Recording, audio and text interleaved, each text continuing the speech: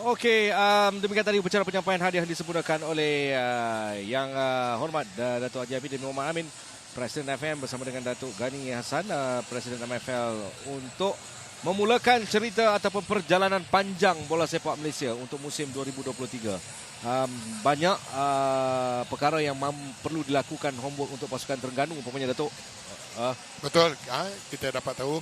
So malam ni adalah satu permulaan yang baik untuk mengkemaskini atau memperbaiki pasukan bagi pasukan Terengganu, dan untuk pasukan JDT banyak lagi step yang akan ditunjukkan. Jadi bagi saya peningkatan ataupun mutu bola sepak di dalam negara ini, bukan saja pasukan JDT dan Terengganu, semua pasukan akan muncul untuk memberi satu saingan yang baik di dalam liga ini. Okey, tadi kita bincangkan dengan jaringan yang pertama.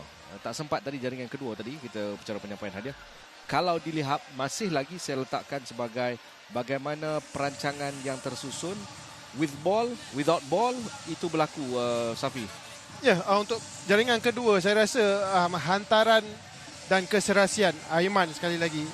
Arif Aiman dengan Bergson, dia tahu Bergson berada di mana. Dia tidak hantar bola untuk near post. Dia tahu hantar untuk middle post dengan far post. So kat situ Bergson mengambil peluang untuk menjaringkan. Lagi satu kita nampak Bergson mula-mula dia pergi middle post. Yes. Lepas tu dia spin off, dia pergi far post. Dan masa tu juga Lokman dia tahu mana kedudukan Bergson. Inilah understanding dan quality yang ada. Dan ini berlaku sebab latihan. Betul. Satu juga saya nak melihat bagaimana backline pasukan Terengganu pada separuh masa yang kedua. Marking itu agak loose dan tidak tersusun dengan rapi sebenarnya ketika mereka diasap. Saya setuju sebab apabila melihat kepada kualiti yang ada pada Arif Aiman, kita tahu dia punya kelincahan untuk pergi ke kiri dan kanan dengan kelip mata.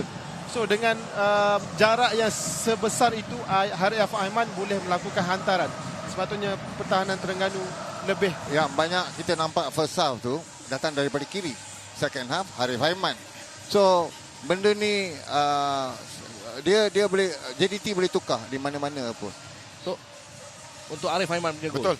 Arif Aiman mempunyai kombinasi yang baik dengan tiap-tiap pemain, dan saya tengok di sini malam ni tiap-tiap bola serangan JDT mereka akan cari Arif Aiman kerana mereka tahu Arif Aiman mempunyai last instinct yang baik, sama ada beliau boleh menjaringkan gol, penetrating run dia, dan di sinilah malam ni memang banyak pasukan Johor menggunakan Arif Aiman. Saya sentuh sikit tentang Terengganu untuk kebergantungan kepada Sony Nordin. Memang.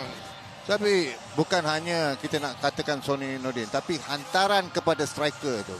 Dan nombor 7 tu kita nampak dia memang untuk game ni mungkin terlampau cepat sangat untuk main game high level dekat Malaysia.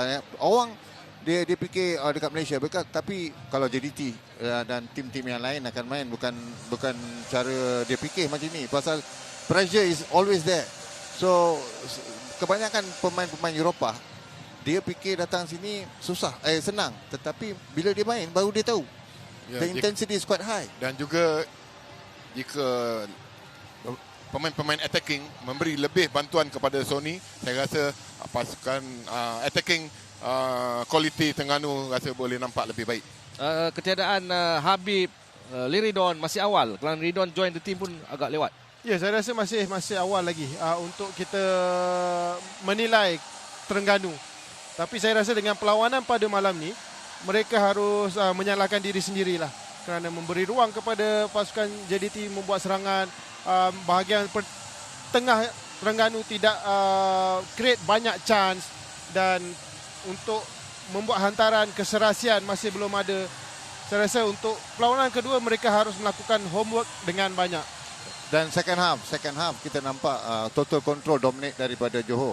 First half ada Terengganu, tetapi second half dia drop sangat dekat dengan dia punya box, 5 defender, main dengan 4 atau 1 striker. So dia too low, tak ada control of the ball. New signing untuk JDT yang pemain-pemain import yang baru dibawa masuk. Bagaimana anda melihat? Saya melihat depth squad terutamanya untuk left back, especially sebelum ni kita melihat Corbin sentiasa berada di left back. Tapi nombor 24 Oscar memainkan perlawanan yang sangat, saya rasa menarik. Kita tunggu-tunggu bagaimanakah untuk perlawanan seterusnya dia bermain. Saya jangka coach Datuk Hong Guan akan berada sebagai kolektor. Kita bincang tadi ya. Dia yang main peranan yang penting. Bila kalau kita lihat JDT, bila dia attack di belakang, saya cakap dengan coach Zainal.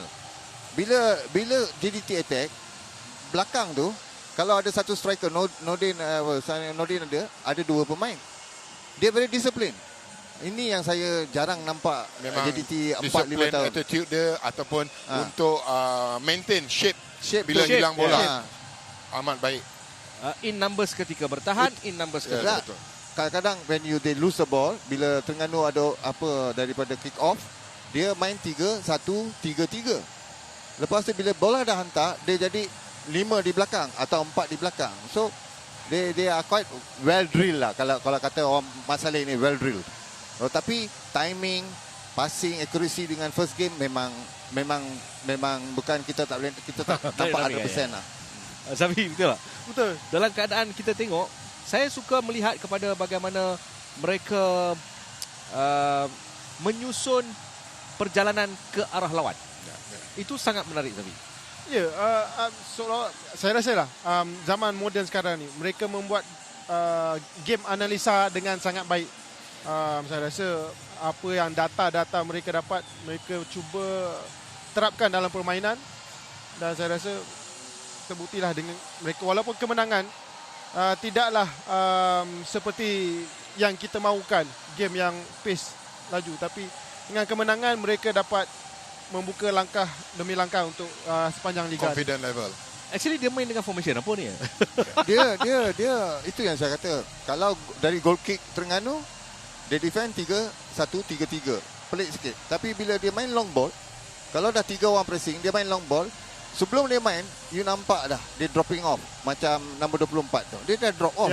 Dia sebenarnya bukan left back, tapi dia more of a attacker. Tapi kita nampak macam hari ni Matthew Davis tak naik macam biasa. So kita nampak Hong Guan always in front of the 3 defenders. It's always like that, safe. Jadi pasukan-pasukan yang akan datang sini malam ni, mereka melihat bagaimana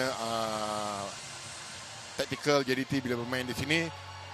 Mereka kena mengatasi ini kerana pressure, top pressure, high pressure, middle pressure yang begitu baik yang dilakukan oleh pasukan JDT. Dan juga jangan lupa yang coach baru ni, I nampak perbezaan antara coach yang sebelum ni ialah transition dia. Dia bukan build up lambat, boom, dia straight, dia direct. Itu yang saya nampak macam berkesan. Dia minta bola ke kaki.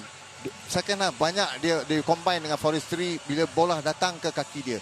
So dia main transition tu ke depan lebih laju daripada tahun-tahun yang sudah. Tak boleh pegang bola lama. Tak ada.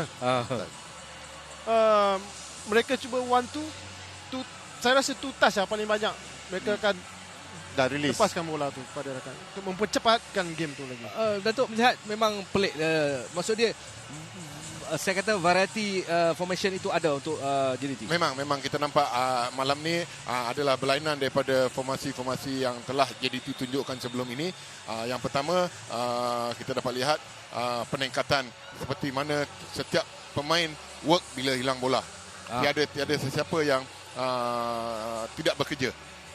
Dan transition yang begitu cepat di atas. Ini amat menarik sekali apa yang ditunjukkan pada malam ini dengan mungkin tactical baru daripada coach Solari. Macam Argentina final. Ya. The intensity is very high. Kalau diberi pilihan man of the match pada malam ini, for me, untuk saya bukan hanya dia score goal berkesan, tapi dia punya work rate di atas. Work rate dia memang tinggi. Sabi? Saya rasa amat ketara antara dua. Kalau saya antara dua, Arif Aiman dengan Oscar.